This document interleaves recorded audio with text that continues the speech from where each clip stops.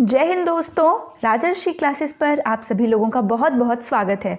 उम्मीद करती हूँ कि आप सभी लोग बेहतर होंगे। तो आज हम यहाँ पे टीचिंग ऑफ इंग्लिश का जो है हमारा ये डिस्कशन सेशन रहने वाला है for short answer type questions. इसमें हम जो प्रीवियस ईयर में जितने भी क्वेश्चन पूछे गए हैं उन सारे क्वेश्चन की हम एक सीरीज़ करा रहे हैं, जिसमें आपका ये तीसरा पार्ट रहने वाला है। इससे पहले हमने 5-5 करके 2 पार्ट में 10 क्वेश्चंस को टोटल कवर कर लिया है। यहाँ पे आज फिर हम 5 क्वेश्चन को करने वाले हैं, जो कि उसकी आंसर राइटिंग कैसे करनी है, ऑथेंटिक बिल्कुल आंसर्स के साथ हम यहाँ पर आपको ये प्रोवाइड कराएंगे। तो चलिए स्टार्ट करते हैं। लेकिन उसके पहले अगर आप पहली बार हमारे राजर्षि क्लासेस पर विजिट कर रहे हैं तो जल्दी से चैनल को सब्सक्राइब कर लें, बगल में बेल आइकन होगा उसको भी प्रेस कर लें। इसके साथ ही अगर आपने चैनल को सब्सक्राइब कर रखा है तो सीटेट, यूपीटेट जैसे और भी जो अदर टीचिंग के कॉम्पिटिटिव लेवल के एग्ज़ाम है उसके लिए आपके लिए चैनल बहुत ही हेल्पफुल रहने वाला है। तो जैसा कि मैंने आपको बताया कि ये आपका पार्ट 3 रहने वाला है, ठीक है। तो यहाँ पे आपका रहने वाला है ये पार्ट 3। अब आइए देखते हैं कि हम इस पोर्शन में कौन कौन से क्वेश्चंस के साथ डील करने वाले हैं। तो देखिए, सबसे पहला जो क्वेश्चन है वो आपका है मेरिट्स ऑफ डायरेक्ट मेथड। ठीक, डायरेक्ट मेथड क्या होता है, इसके मेरिट्स क्या क्या है, ये सारी चीज़ें। डायरेक्ट मेथड आपके लॉन्ग क्वेश्चन में भी पहले पूछा जा चुका है। तो अगर आपने लॉन्ग क्वेश्चन वाली वीडियो नहीं देखी है डायरेक्ट मेथड की, तो उसको भी आप जाकर देख लें। Role of English language in today India, आज के इंडिया में इंग्लिश लैंग्वेज का क्या रोल है, क्लियर। इसके साथ ही थर्ड है आपका इंग्लिश मॉर्फीम्स विथ टाइप। आपको यहाँ पे मॉर्फीम इंग्लिश में क्या होता है वो और उसके टाइप्स को यहाँ पर बताना है। तो मॉर्फीम वाले क्वेश्चन को अगर आपने फर्स्ट और यूनिट पार्ट 1 और पार्ट 2 देखा है तो वहाँ पर भी मैंने मॉर्फीम का आपका क्वेश्चन कराया था और मैंने उस टाइम भी आपको बोला था कि मॉर्फीम का क्वेश्चन काफ़ी बार रिपीटेड है और बहुत चांस है कि आने वाले पेपर में ये आपका आएगा। तो इसीलिए मॉर्फीम को मैंने आपको एक आंसर वहाँ प्रोवाइड किया है, यहाँ पर मैं आपको एक दूसरा आंसर प्रोवाइड करूँगी। दोनों में से जो आपको अच्छे से समझ में आए, राइट, दोनों ही सही हैं। जो आपको ईजी लगे आप उसको जो है यहाँ पर कर लीजिएगा। इसके बाद क्वेश्चन नंबर 4 है आपका segmental and supra segmental phonemes. ये भी बहुत इंपॉर्टेंट क्वेश्चन है आपका। सेगमेंटल फोनीम क्या होता है, सुप्रा सेगमेंटल फोनीम क्या होता है, बहुत सारे लर्नर इसमें कंफ्यूज रहते हैं। इसके साथ ही जैसे मैंने आपको पार्ट 2 में बताया था गाइडेड कंपोजिशन और फ्री कंपोजिशन, ये कुछ ऐसे क्वेश्चन हैं जो कि आपके निश्चित आएंगे। इसके साथ हम मेथड्स ऑफ टीचिंग रीडिंग के ऊपर भी डिस्कशन करेंगे, क्लियर। तो चलिए अब हम आ गए हैं अपने क्वेश्चन के ऊपर, तो चलिए स्टार्ट करते हैं। चूँकि यहाँ क्वेश्चन नंबर 11 लिखा हुआ है, 10 क्वेश्चन ऑलरेडी हमने डिस्कस कर लिया है। तो मेरिट्स ऑफ डायरेक्ट मेथड, तो जिन भी लर्नर्स को नहीं पता आज से पहले डायरेक्ट मेथड क्या होता है, तो पहले मैं उसको एक्सप्लेन कर देती हूँ, ताकि उससे क्या होगा कि आपको इसके मेरिट्स खुद भी बनाने में बहुत आसानी होगी। तो डायरेक्ट क्या होता है कि जब हम कोई चीज़ को बीच में कोई चीज़ लगाए, डायरेक्टली किसी चीज़ को सीख लेते हैं। तो यहाँ पे चूँकि हम किसकी बात कर रहे हैं, लैंग्वेज की। जी हाँ, तो लैंग्वेज आपको पता है, एक लैंग्वेज होती है आपकी मदर टंग और एक होती है आपकी टारगेट लैंग्वेज। तो जब हम बिना मदर टंग की हेल्प लिए टारगेट लैंग्वेज को क्या कर लेते हैं, सीख लेते हैं, क्लियर। तो ये डायरेक्ट मेथड आपका होता है, मतलब कि जो बीच में मदर टंग की हम हेल्प लेते हैं ना, कि कोई चीज़ हमको समझना है तो पहले उसको हिंदी में करते हैं और फिर जब उसके बाद हम उस चीज़ को समझ लेते हैं तो उसको अपने टारगेट लैंग्वेज में बनाते हैं। तो ठीक यही चीज़ डायरेक्ट लैंग्वेज बताता है कि without the interference of the regional language और द मदर टंग, जब आप बच्चे को टारगेट लैंग्वेज में ही सारी चीज़ों को स्पीक करना बताते हैं तो वो आपका डायरेक्ट मेथड होता है। इसको डेवलप करने वाले का नाम है मैक्सिमिलियन बर्लिट्ज। यहाँ पर लिखा भी है, direct method was developed by Maximilian Berlitz ने इसको किया था। इस मेथड को रिफॉर्म मेथड, नेचुरल मेथड या फिर एंटी ग्रामर ट्रांसलेशन मेथड भी कहते हैं, क्लियर। क्या कहते हैं, रिफॉर्म मेथड, नेचुरल मेथड या फिर एंटी ग्रामर ट्रांसलेशन मेथड। अब बात यहाँ पे ये आती है कि इसको एंटी ग्रामर क्यों कहा जा रहा है, ट्रांसलेशन मेथड। तो direct method is also called anti grammar translation method because this method is developed as the failure of the grammar translation method. आप सबको पता होगा ग्रामर ट्रांसलेशन मेथड क्या होता है। जैसे जब मैंने बोला कि राम स्कूल जाता है, तो अब ये क्या है, मैंने उसमें एक अपना हिंदी जो है मदर टंग है अगर, तो उसको लिख दिया, सेंटेंस को मदर टंग में राइट कर दिया। अब उस राम गोज़ टू स्कूल जो इसका इंग्लिश बनेगा, तो उसके एक एक पार्ट को हमने क्या किया है, तोड़ तोड़ के उसका इंग्लिश मीनिंग बनाया है और ऐसे किया है। तो ये लैंग्वेज आपकी ग्रामर ट्रांसलेशन कहलाती है, जिसे हम बचपन से सीखते हैं। तो यहाँ पे जब ये मेथड आया था तो ये मेथड उसके ही अपोजिशन में आया था, उसके विरोध में आया था, इसीलिए इसको ये मेथड का नाम भी है। तो उम्मीद है कि नेक्स्ट टाइम आपको याद होगा। तो अब देखिए डायरेक्ट मेथड के क्या क्या मेरिट्स हैं। Direct bond with the target language, जैसा कि आपको दिख रहा है कि इसमें बीच में किसी की जो बीच में काम है वो कोई भी नहीं करता है। डायरेक्टली बच्चे को जिस लैंग्वेज से आपको सिखाना है उसका डायरेक्ट एक्सपोजर हम बच्चे को देते हैं। Unit of teaching is sentence, जो यूनिट ऑफ टीचिंग है वो क्या होती है, बच्चे की सेंटेंस होती है। जैसे मैंने आपको बताया कि अगर हम हिंदी में लिखेंगे तो पहले हम लिखेंगे राम स्कूल जाता है, इस प्रकार से हम बच्चे को सिखाते हैं। फिर राम की इंग्लिश, फिर स्कूल की, फिर उसके बाद जाता है तो गोज लगाएगा, एस या ईएस जो भी लगेगा। तो वहाँ पे यहाँ ऐसा नहीं है कि उसको बाई पार्ट्स में तोड़ तोड़ के नहीं, बल्कि डायरेक्टली पूरे सेंटेंस में पढ़ाया जाता है, ठीक, ताकि वो उसमें प्रोनाउंसिएशन कर सके, उस चीज़ों को सीख सके। इसके साथ fluency of speech is guaranteed. तो यहाँ आपको क्या याद रखना है, फ्लुएंसी। तो आपको पता है अगर आप किसी भी लैंग्वेज को बार बार बोलेंगे तो उसमें आपकी फ्लुएंसी आ जाएगी। हम हिंदी को बिना सोचे समझे, हमको पता है हम कैसे अपने को एक्सप्रेस कर रहे हैं, बहुत आसानी से बोल लेते हैं। क्यों? क्योंकि बचपन से हम उस लैंग्वेज को सीख रहे हैं, बचपन से उस लैंग्वेज को बोल रहे हैं। तो जिस भी लैंग्वेज को आप अधिक यूज़ करेंगे उसमें आपकी फ्लुएंसी हो जाएगी। डेवलप प्रोनाउंसिंग स्किल्स, इसको बोलने से क्या है कि हम बहुत सारे ऐसी चीज़ों के द्वारा लोगों से सुनते हैं, तो हम उसको क्या करते हैं, प्रोनाउंसिंग स्किल हमारे अंदर डेवलप होती है, किसी वर्ड का प्रोनाउंस कैसे करना है, उसका उच्चारण कैसे करना है। Support in written work, written work में कैसे सपोर्ट करता है कि जब आपके पास अच्छी वोकैबुलरी होगी, जब आपकी प्रोनाउंसिंग स्किल अच्छी होगी, तो वो आपके रिटन वर्क में भी देखने को मिलेगा। Make individual think and express in the target language, इसका मतलब ये है कि ये बहुत इंपॉर्टेंट चीज़ है। एक्सप्रेशन जो होता है ना, ये चीज़ आपकी हिंदी लैंग्वेज हो या इंग्लिश लैंग्वेज हो, हम लोग आज के समय में भी अगर कोई हमें ऐसे लिखना है, पैराग्राफ लिखना है, इवन इस प्रकार के आंसर्स को भी जब लिखते हैं तो पहले जो थॉट दिमाग में आता है वो इंग्लिश में कभी भी नहीं आता है, वो हिंदी में ही आता है। क्योंकि हमारी जो सोचने समझने की क्षमता है, जो एक्सप्रेस करने की क्षमता है, वो हमारे जो है मदर टंग से ही आती है कि पहले हम उसको हिंदी में सोचते हैं, फिर दिमाग में उसको इंग्लिश में कन्वर्ट करते हैं, राइट।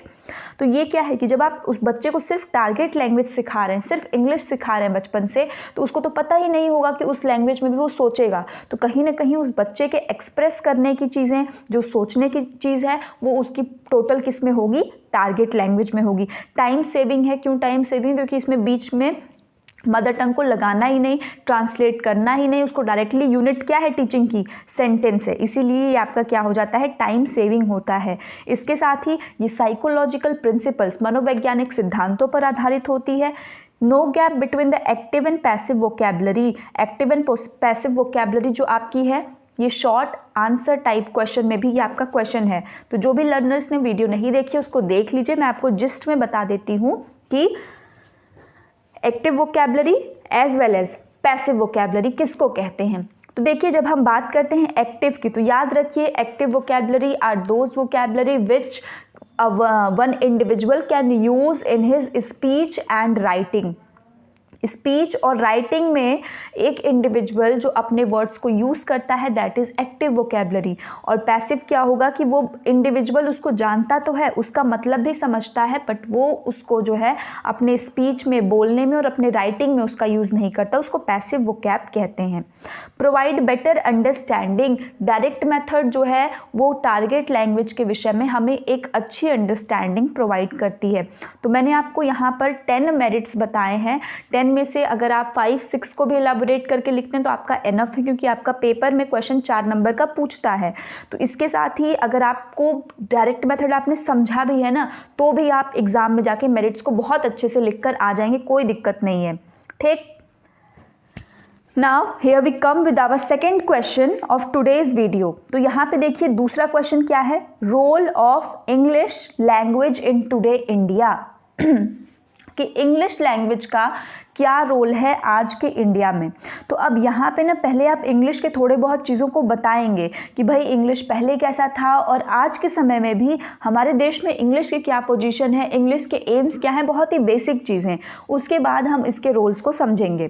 तो देखिए यहाँ पे स्टार्टिंग आप अपने मन से कर सकते हैं। मैं आपको यही जो है कहूँगी कि जब आपने लॉन्ग आंसर को लिखा है, क्योंकि लॉन्ग क्वेश्चन में भी एक आंसर आपका क्वेश्चन पूछा हुआ है कि इंग्लिश का प्रेजेंट डे सिनेरियो बताइए या इस टाइप से, तो उसके लिए ना मैं आपसे यही कहूँगी कि आप एक मास्टर आंसर तैयार करिए जो इंग्लिश के स्टार्टिंग में चाहे आपसे लॉन्ग पूछे चाहे शॉर्ट पूछे आप उसमें रख सकें, क्योंकि वो आपके हर जगह काम आने वाला है और उसको बहुत अच्छे से क्या कर लीजिए, याद कर लीजिए। तो इस तरह आपका काम जो है दोनों जगह हो जाएगा बहुत ही आसानी से।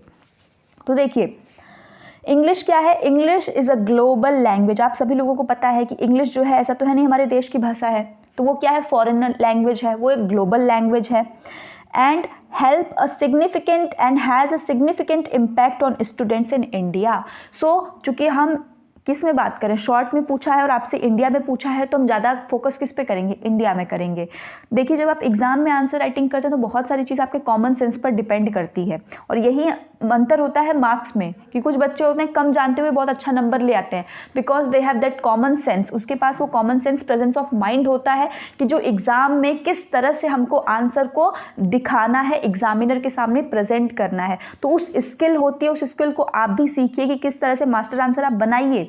But according to the question अगर आपसे चेंज कर रहा है तो वहाँ पे अपने वर्ड्स को भी 2-4 चेंज करिए, ठीक। तो देखिए India, because India has a great authentic and linguistic diversity. तो क्यों है, बिकॉज इंडिया लाइक इंग्लिश क्या है, हमारा एक ग्लोबल लैंग्वेज है। अब due to global language it has a great impact on India also. Why, because in India is a authentic and linguistic diversity is found everywhere. आप सबको पता है हमारे देश में कितनी सारी भाषाएं बोली जाती हैं, 1600 से अधिक डायलेक्ट्स बोले जाते हैं। 22 लैंग्वेजेस तो हमारे कॉन्स्टिट्यूशन में जो हैं ऑलरेडी हैं, जो 22 भाषाएं हैं 8वीं अनुसूची के तहत, उसको भी आप यहाँ पे चाहें अगर आपको याद है तो आप राइट कर सकते हैं, कोई दिक्कत नहीं, वो आपके आंसर को और इफेक्टिव बनाएगा। क्लियर। तो इसका मतलब क्या है, when we have linguistic diversity, when we have people known more than 1600 dialects, तो इस केस में जो लैंग्वेज है उसके कम्युनिकेशन में क्या होगा, बैरियर होगा। इस तरीके से इंग्लिश जो एक ग्लोबल लैंग्वेज है वो न सिर्फ अपने देश में कम्युनिकेशन करने में मदद करती है बल्कि इंटरनेशनल भी आपको क्या करती है, कम्युनिकेट करने में, इंटरेक्ट करने में आपकी मदद करती है। तो इंग्लिश एक उस ब्रिज लैंग्वेज के तौर पे हम देखते हैं कि जो अपने देश में भी, जैसे आप साउथ साइड में जाइए तो हिंदी को लेके थोड़ा उन लोग का अलग है, तो वो लोग हिंदी को जानते हुए भी एक्सेप्ट नहीं करते हैं, तो वहाँ पे भी आप टोटल इंग्लिश में बोलिए। अगर आप फॉरेन जाते हैं तो वहाँ के लोगों से तो हम उम्मीद नहीं करेंगे कि वो हिंदी को जाने, लेकिन वहाँ पर भी आपके लिए इंग्लिश उतना ही हेल्प करता है, ठीक। तो इसीलिए इंग्लिश को हम क्या मानते हैं, एक ब्रिज लैंग्वेज। अब यहाँ पे जो ब्रिज लैंग्वेज है ना, इसको बहुत अच्छे से अपने दिमाग में फिट कर लीजिए। ब्रिज लैंग्वेज कौन है, इंग्लिश। अब जैसे ही आप इस ब्रिज लैंग्वेज को देखें, ऊपर की जितनी बातें और जितनी कहानी रामायण अभी मैंने आपको सुनाई, वो सारी रामायण आपको याद होनी चाहिए। क्लियर। इसीलिए मैं इसको आपको हिंदी में एक्सप्लेन कर रही हूँ ताकि एक कहानी की तरह आप इसको याद रखें, और तब उसके बाद आप 1 से 2 बार वीडियो को देखेंगे, पूरी की पूरी कहानी आपके दिमाग में सेट हो जाएगी और आप अच्छे नंबर से और अच्छी तरीके से लिख कर आएंगे। नेक्स्ट देखिए, ये जो मैंने पॉइंट्स लिखा है तो इसको मैंने इसलिए लिखा है पॉइंट्स में ताकि जैसे आपने ब्रिज लैंग्वेज याद कर लिया, 4 फोल्ड ऑब्जेक्टिव जो आपने पहले भी पढ़ा हुआ है, 2 मेन ऑब्जेक्टिव ये भी आपने पढ़ा है, तो ये पॉइंट्स हैं कि जो आपके मास्टर आंसर के अंदर लिखे जाएंगे, ठीक। वरना मैं भी चाहूँ तो मैं भी पैराग्राफ में पूरे के पूरे भर भर के आपको आंसर दे दूँ, बट उससे कोई फ़ायदा नहीं होने वाला। आपको समझ आना बहुत ज़रूरी चीज़ है, ठीक। पेपर में नंबर पाना वो एक अलग बात होती है, बट समझ होना, अगर आप पढ़ रहे हैं इंग्लिश टीचिंग ऑफ पेडागोजी ये पढ़ रहे हैं आप, तो आने वाले बच्चों को आप पढ़ाएं तो कम से कम आपके पास उतनी प्रॉपर समझ होनी चाहिए, ये चीज़ इंपॉर्टेंट है। 4 फोल्ड ऑब्जेक्टिव्स देखिए यहाँ पे अब आप अपने मास्टर आंसर में लिख सकते हैं LSRW कि जो इंग्लिश है वो जो 4 फोल्ड हमारे ऑब्जेक्टिव्स होते हैं ना, लिसनिंग, स्पीकिंग, रीडिंग और राइटिंग, जिसको हमने LSRW से याद किया है, उसको अचीव करने के लिए भी इंग्लिश बहुत ज़रूरी है। 2 मेन ऑब्जेक्टिव क्या है भाई इंग्लिश टीचिंग का भारत में, तो 2 सबसे प्रमुख है, language development and literacy development. Objective में कुछ याद हो या ना हो, ये 2 तो आपको याद होने ही होने चाहिए, language development, literacy development. Bharat में इंग्लिश सेकेंड लैंग्वेज के तौर पे बोली जाती है। अगर फिर से अगर याद नहीं है ऑथेंटिक इंफॉर्मेशन तो लिखने की ज़रूरत नहीं है, ठीक। अगर आपको याद है तो आप लिख सकते हैं। ओला से मैंने याद भी कराया है आपको, ऑफिशियल लैंग्वेज एक्ट का जो है सेक्शन, उसके सेकंड पार्ट में इंग्लिश को माना गया है सेकंड ऑफिशियल लैंग्वेज। फर्स्ट कौन सी हमारी हिंदी है, तो अगर आपको याद है तब तो आप इसका जिक्र करें, अदरवाइज बस आप इतना भी लिख देंगे तो इतना भी आपके लिए काफ़ी है। अब यहाँ पे पॉइंट्स में आपको दिखेगा role of English in today India, आज के भारत में। अब देखिए, अब ये जो रोल है ना, इसमें कोई ऐसी चीज़ नहीं मैं लिखी हूँ कि नहीं आपको लगेगा कि ये कौन से दूसरे ही प्लेनेट से आ गई। ये कॉमन चीज़ें हैं जो आप खुद ब खुद जानते हैं, बस आपने कभी आंसर को ना अपने तरीके से फ्रेम करने की कोशिश नहीं की। तो सबसे पहले देखिए क्या है, communication with the outer world, बाहरी वर्ल्ड के साथ कम्युनिकेशन करना। क्या आपको नहीं पता कि इंग्लिश जब आप फॉरेन में जाएंगे तो किस लैंग्वेज में बात करेंगे? इंग्लिश में ही, क्योंकि हमारे यहाँ इंग्लिश को त्रिभाषा, 3 लैंग्वेज फार्मूला, उसको भी देखिए आप अपने आंसर में लिख सकते हैं 3 लैंग्वेज फार्मूला में भी कि इंग्लिश को प्लेस दिया गया है। तो बाहरी दुनिया से कम्युनिकेशन करने के लिए इंग्लिश हमारे लिए ज़रूरी है। इन मीडिया एंड एंटरटेनमेंट, मैंने जितना शॉर्ट हो सकता है मैं आप लोगों के लिए उस चीज़ को शॉर्ट करके कॉम्प्रेस करके बिल्कुल लाती हूँ कि बस आपको कीवर्ड्स अच्छे से याद रहें और चीज़ें आप समझें। अब देखिए मीडिया और एंटरटेनमेंट में कैसे, जैसे कि आपने देखा मीडिया है तो मीडिया का काम तो सिर्फ नेशनल न्यूज़ को या लोकल न्यूज़ को कवर करना नहीं होता।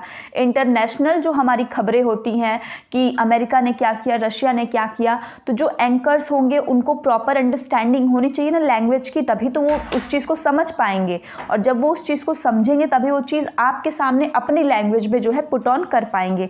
सेम यही चीज़ एंटरटेनमेंट के केस में भी हम देखते हैं कि एंटरटेनमेंट में भी जो आपके क्या है, सेलिब्रिटीज़ हैं, एक्टर हैं, एक्ट्रेसेस हैं या फिर म्यूजिशियंस हैं, तो अगर उस बारे में अगर वो कोई चीज़ जानते हैं फॉरेन लैंग्वेज के बारे में, जब तक वो समझेंगे नहीं, कोई नॉवल है अगर वो उसको हिंदी में ट्रांसलेट करें तो उसके लिए ज़रूरी है कि पहले वो इंग्लिश की सारी चीज़ों को बहुत अच्छे से उनको आती हो।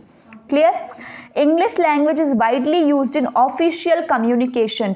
एम्बेसी आपने सुना होगा, एम्बेसडर जो IAS PSC IS वाले लोग होते हैं, जब वो लोग एम्बेसी में जाते हैं तो वहाँ पे उनको कई लैंग्वेज सिखाई भी जाती हैं, खासतौर पे जो IFS होते हैं। तो ऑफिशियल कम्युनिकेशन का जो मीडियम होता है वो इंग्लिश को ही रखा गया है। Why? Because English is a global language. Maintaining international relations, भाई हमें तो हिंदी आती हो सकता है 2-4 जगह जाएं, श्रीलंका चले जाएं, हम नेपाल चले जाएं तो यहाँ पे हिंदी आ जाए, बट जब हम दूसरे और अदर फॉरेन कंट्रीज़ में जाएंगे तो सबको तो हिंदी वो तो आएगी नहीं। तो इसमें भी इंग्लिश हमारी क्या करती है, मदद करती है। और आज के डेट में चूँकि ग्लोबलाइजेशन है, इंडिया भी किस प्रकार से एक्सपेंड कर रहा है, तो उसके लिए बहुत इंपॉर्टेंट है ऐसी लैंग्वेज जो कि हर जगह काम आए। उसमें इंग्लिश जो है अपना एक डोमिनेंसी क्रिएट किए हुआ है। नॉलेज, नेक्स्ट है भाई नॉलेज के लिए। आपको पता है इंटरनेट पे अभी आप कोई चीज़ सर्च करने जाएंगे, अभी हिंदी का सेक्शन आ गया, धीरे धीरे तमिल लैंग्वेज को भी इन लोगों ने इंक्लूड किया है, बट मोस्ट इंपॉर्टेंट वो चीज़ें क्या है उन लोगों की, वो चीज़ें उन लोगों ने उस चीज़ को डब्ड किया है। तो आपको पता है डबिंग एक अलग चीज़ होती है और जो नेचुरल उसकी चीज़ें हैं वो अलग है। हिंदी में कई सारी चीज़ें जो वो लोग एडिट करते हैं वो गलत भी होती है, क्यों? क्योंकि उसकी असली लैंग्वेज इंग्लिश होती है। तो IT सेक्टर में हो रहा है बहुत सारी चीज़ों को, कंप्यूटर लिटरेसी, इन सब की वजह से भी इंग्लिश की जो है वो आज के डेट पे मांग भारत में बहुत तेजी से बढ़ी है। जॉब अपॉर्चुनिटी, बहुत सारी ऐसी जॉब होती हैं जिसमें आपको कई सारे लैंग्वेजेस को जानना होता है, इसमें English is one of them, क्योंकि आपकी जॉब ही ऐसी होगी कि आपको अलग अलग पार्ट्स ऑफ द वर्ल्ड में रीच करना है। कुछ जॉब मैंने यहाँ पे लिखी हुई है, जैसे air hostess, pilot, travel guider, media manager. Clear? Globalization, globalization का मतलब होता है जो बढ़ती हुई मास है, डिमांड्स हैं लोगों की, उसको फुलफिल करना। आप ट्रेड के माध्यम से फुलफिल करें, तो ट्रेडिंग में भी आपको अगर बातचीत करना है सामने वाले से तो एक लैंग्वेज होनी चाहिए, तो उस लैंग्वेज के तौर पे भी आपकी इंडिया जो है स्टैंड करती है। क्लियर? इसके बाद हम नेक्स्ट देखेंगे इन एजुकेशन और बिजनेस। तो आपको पता है कि शिक्षा के क्षेत्र में भी किस प्रकार इंग्लिश ने जो है बिल्कुल अपनी डोमिनेंस जो है क्रिएट किया है, कि भाई सब चीज़ें, बहुत सारे ऐसे आपको ICSE बोर्ड के स्कूल मिल जाएंगे जहाँ पे walk in English, talk in English जैसी चीज़ें चलती हैं। ठीक, तो और उसके साथ ही बिजनेस में भी बहुत इंपॉर्टेंट है। और इसके साथ ही इंग्लिश एक लिंक लैंग्वेज है, आपने पढ़ा ही है कि लिंक लैंग्वेज है, क्योंकि आपको अलग अलग जगह से अलग अलग चीज़ों को समझने में बहुत ही सहायता करती है। बट इम्पॉर्टेंट ये है कि चूँकि इंग्लिश आपकी उसकी इम्पोर्टेंस बहुत है, बट हमारे देश में इंग्लिश को जो चीज़ गलत है कि एक ऑब्सेशन की तरह लोग देखते हैं, जो गलत है।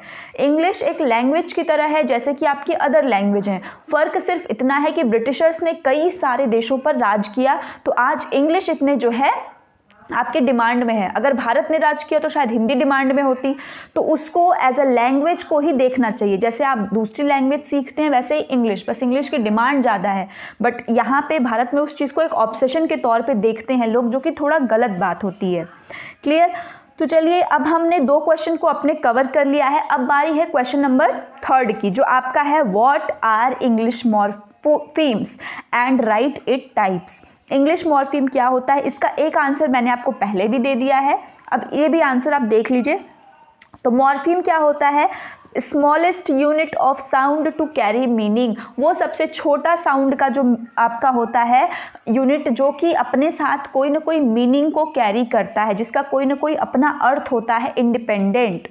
अ morpheme is a short segment of language. Morpheme क्या होता है, एक शॉर्ट सेगमेंट होता है लैंग्वेज का, जिसके 3 बेसिक क्राइटेरिया उसको फुलफिल करनी होती हैं।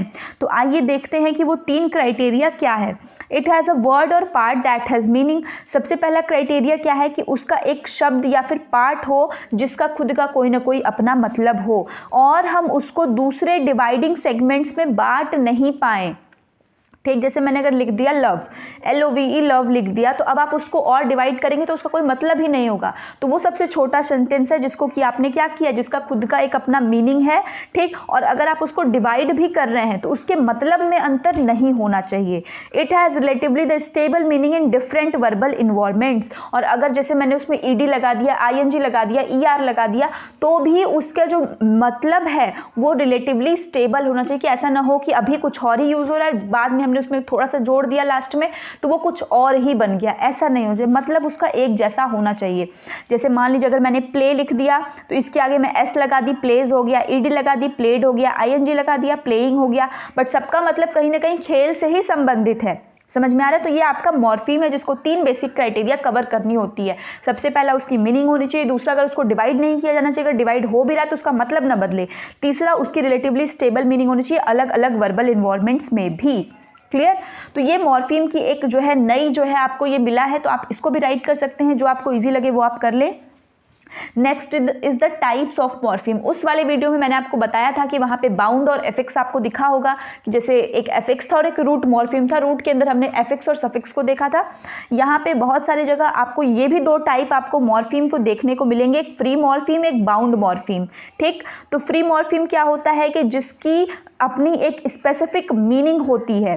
ठीक, मतलब कि ऐसे शब्द जो कि अपने एक स्पेसिफिक अलोन इंडिपेंडेंट मीनिंग के साथ खड़े होते हैं, जैसे ईट, डेट, वीक, इन सब का अपना मतलब है, खाना, या फिर एक का दिनांक, एक का कमज़ोर। और बाउंड क्या है, बाउंड वो है कि जिनको आप अकेले एक मतलब के साथ हम नहीं रख सकते, मतलब कि वो अपने साथ कोई ना कोई प्रीफिक्स या सफिक्स को लेकर स्टैंड करते हैं। आइए देखते हैं अब इनका। इसके साथ ही मॉर्फीम के 2 सेपरेट क्लासेस भी होते हैं। तो इन्हीं क्लासेस को जो है आपने देखा होगा कि बेस या रूट और एफिक्स, जिसको हमने जो है उसके मॉर्फीम के टाइप्स में भी कई जगह दिया हुआ है। तो अगर आप दोनों को बनाना चाहते हैं अपनी कॉपी में, दोनों को भी कर सकते हैं, एक को भी। अब आइए, ये आपका वो चार्ट है, आप इसको एग्जाम में भी यूज़ कर सकते हैं। टाइप्स ऑफ मॉर्फीम में मैं आपको समझा देती हूँ। 2 major type, free morpheme and bound morpheme. Free morpheme के फर्दर 2 पार्ट है, लेक्सिकल एंड फंक्शनल। फ्री के क्या है, लेक्सिकल एंड फंक्शनल। बाउंड के क्या है, डेरिवेशनल और इन्फ्लेक्शनल। क्लियर? लेक्सिकल फंक्शनल किसके हैं, फ्री मॉर्फीम के हैं। डेरिवेशनल और इन्फ्लेक्शनल किसके हैं, बाउंड मॉर्फीम के हैं। लेक्सिकल जैसे टीच एलिफेंट, जिसका अपना एक मतलब है। फंक्शनल मतलब जो फंक्शनिंग कराते हैं, जैसे एंड, द, बट, सो, ऐसे वर्ड्स। डेरिवेशनल जिसमें आपको दिख रहा है स्टार्टिंग में, जिसमें हम प्रीफिक्स लगा रहे हैं और लास्ट में से NESS इस तरह के वर्ड। इन्फ्लेक्शनल जिसमें कि S, ING, ED जैसे वर्ड्स को हम लगाते हैं ठीक बाद में, लास्ट में। क्लियर? तो ये आपके मॉर्फीम का क्वेश्चन था। अब इसके बाद जो नेक्स्ट क्वेश्चन है is what do you mean by segmental and supra segmental phoneme. Very many learners often confuse in this topic, तो इसको बहुत ही ध्यान से समझिएगा। सेगमेंटल क्या होता है, अब देखिए, तो आपसे फोनीम पूछा है तो सबसे पहले आप फोनीम की यहाँ पे जो है डेफिनेशन देंगे। ठीक, इन linguistic smallest unit of speech distinguishes one word from another. Phoneme क्या होता है आपका, कि जो सबसे छोटी यूनिट होती है ना स्पीच की, जैसे च, फ, ब, म, ये चीज़ क्या होती है जो एक वर्ड को दूसरे वर्ड से अलग करती है, उसको फोनीम कहते हैं। ठीक, मतलब जब हम कोई चीज़ बोल रहे हैं, ठीक, उस बोलते समय जो साउंड निकल रहा है हमारे जो है वॉइस से, जो साउंड की ध्वनि निकल रही है, वही क्या होता है आपका फोनीम, उसकी जो सबसे छोटी ध्वनि होती है। Phoneme are always written between 2 slashes. Phoneme जब भी हम लिखते हैं हमेशा 2 स्लैशेस के बीच में ही हम फोनीम को लिखते हैं। ठीक, ये आपकी स्टार्टिंग का हो गया। अब इसके बाद आप यहाँ पे बताएंगे सेगमेंटल एज वेल एज सुप्रा सेगमेंटल फोनीम। तो देखिए सेगमेंटल फोनीम में याद रखिए कि सिर्फ और सिर्फ वॉवेल और कॉन्सोनेंट्स होते हैं। क्या होते हैं? वॉवेल और कॉन्सोनेंट्स। और supra segmental is more than vowel और कॉन्सोनेंट। अब देखते हैं क्या है। The individual sound phoneme of a language. अब ये क्या है? इंडिविजुअल साउंड जो बताता है किसी भी लैंग्वेज का, चाहे वो वॉवेल हो सकता है चाहे वो कॉन्सोनेंट्स हो सकता है। वॉवेल आप सभी को पता होगा ए ई आई ओ यू, और बाकी बचे हुए जो 21 हैं वो क्या हो जाएंगे? कॉन्सोनेंट्स हो जाएंगे।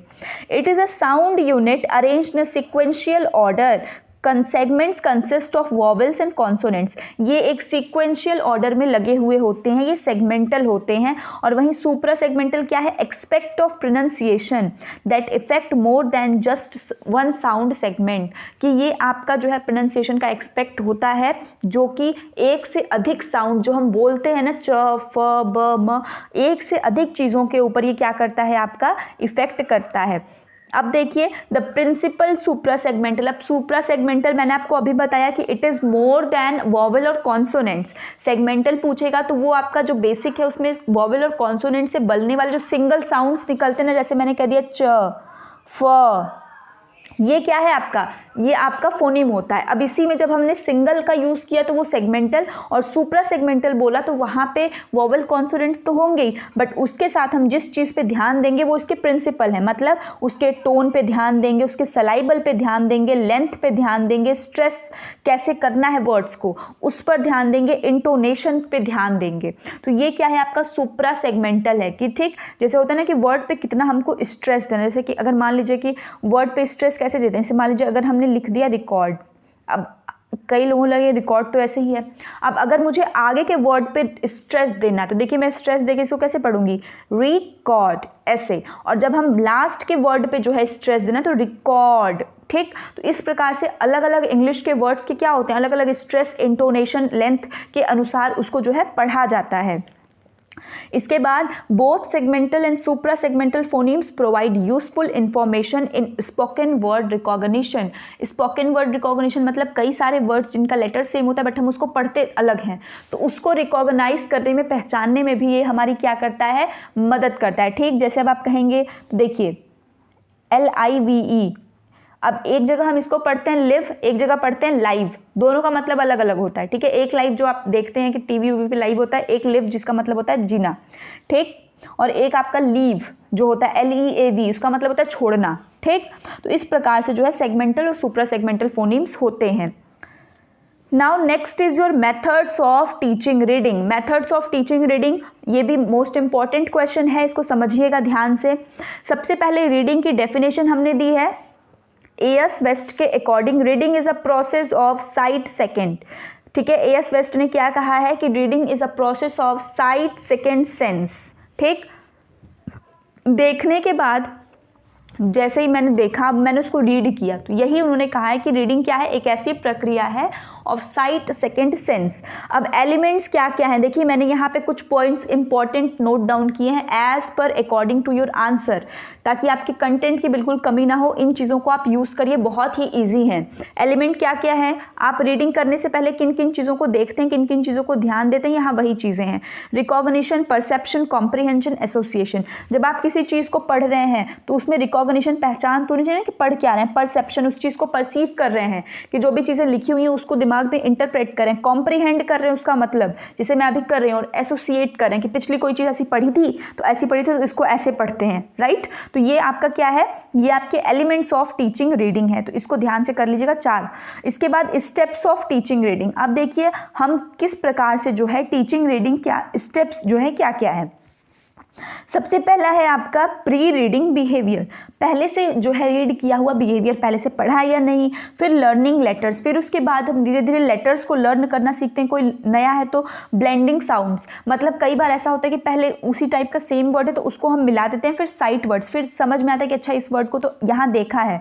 फिर फैमिलियर वर्ड्स, फिर वो वर्ड हमारे साथ क्या हो जाते हैं, फैमिलियर हो जाते हैं। और लास्ट में जो है आपका क्या हो जाएगा, अदर फोनिक साउंड्स, ठीक है, लास्ट में हम उनको समझ जाते हैं। मिला जुला के स्टेप क्या होता है कि सबसे पहले आपका जो है प्री रीडिंग बिहेवियर में रहता है, फिर हम लेटर्स को लर्न करते हैं और फिर अलग अलग साउंड्स को ब्लेंड करके उनको बोलना सीखते हैं। फिर वो वर्ड जो साइट वर्ड्स होते हैं ना, जो बार बार नज़र आते हैं, फिर वो हमें कई जगह नज़र आते हैं, फिर वो हमारे लिए फैमिलियर हो जाते हैं। और लास्ट में जो है वो अदर फोनिक साउंड्स के साथ हम उनको जो है रीड करना सीख जाते हैं। अब मैकेनिक्स ऑफ रीडिंग देखिए क्या है, ठीक, मैकेनिक्स ऑफ रीडिंग को देखेंगे। मैकेनिक्स दैट मीन्स कि उसके क्या क्या जो है मैकेनिकल वो चीज़ें हमको ध्यान रखनी होती हैं वाइल रीडिंग। तो रीडिंग के समय देखिए आई स्पैन, जो हमारी आंखें होती हैं उनका स्पैम ऑफ अटेंशन की वो कितने ध्यान से हम उन चीज़ों को देख रहे हैं, और जब रीडिंग करते हैं तो उस समय पे कितना देर तक देख रहे हैं। पॉज, कहाँ कहाँ हमको पॉज लेना है, बहुत ज़्यादा लगातार बोलने से भी क्या होता है कि रीडिंग जो है इफेक्ट होती है।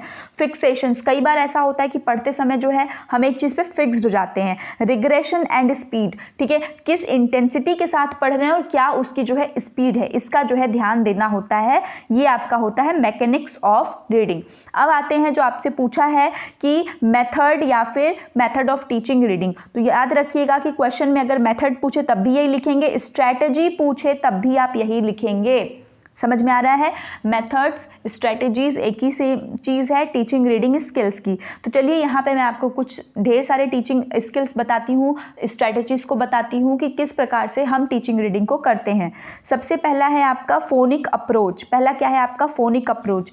फोनिक अप्रोच में क्या है कि जैसे कि हम बच्चे को सिखाते हैं एसोसिएशन के थ्रू, कि जैसे हमने उसको कोई चीज़ दिखाई, अब उसने उस चीज़ को बोला, ठीक, कि मतलब कोई चीज़ सुनाई, जैसे कोई वर्ड है उसको हमने उसको सुनाया, अब सुनाने के बाद फिर उसके बाद उसको हम बोलने को कहते हैं, ठीक। तो देखिए क्या है इसमें, this approach teaches word recognition, word को पहचानना थ्रू लर्निंग ग्राफीम फोनीम एसोसिएशन। ग्राफीम का मतलब होता है जो लिखा हुआ है वो, और फोनीम का मतलब जो हम पढ़ रहे हैं वो, उन दोनों के बीच में एसोसिएशन के साथ, जैसा मैंने आपको बताया कि एसोसिएशन के साथ इसमें जो है वर्ड को पहचानना जो है सिखाया जाता है through phonic approach.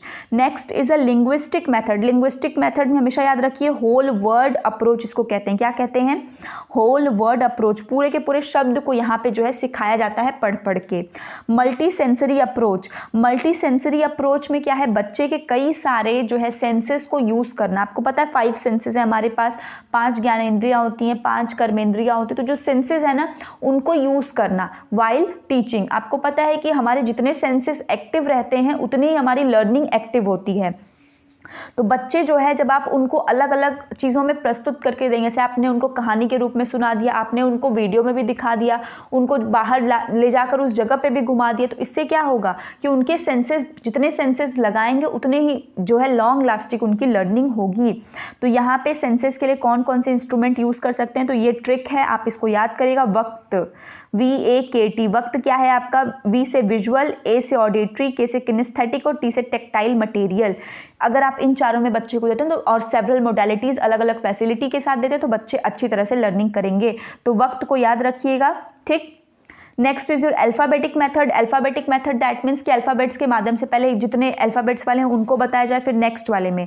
Next is your word attack strategy. Word attack strategy का मतलब कि जो पहले से बच्चे को पता है वो तो ठीक है, बट उसको पहले हम अननोन वर्ड्स को जो है दे देते हैं कि देखें पहले वो अननोन वर्ड्स को खुद कैसे पढ़ता है, तो पहले अननोन वर्ड्स की तरफ उसको जो है अटैक की स्ट्रैटेजी दी जाती है। अगर वो गलत पढ़ता है फिर उसके बाद उसको जो है सिखाया जाता है। लैंग्वेज एक्सपीरियंस अप्रोच, उसके साथ ही एक रीडिंग कॉम्प्रिहेंशन सपोर्ट है। तो ये आपके 6 से 7 जो हैं मेथड्स और स्ट्रैटेजी हैं टीचिंग रीडिंग स्किल्स के।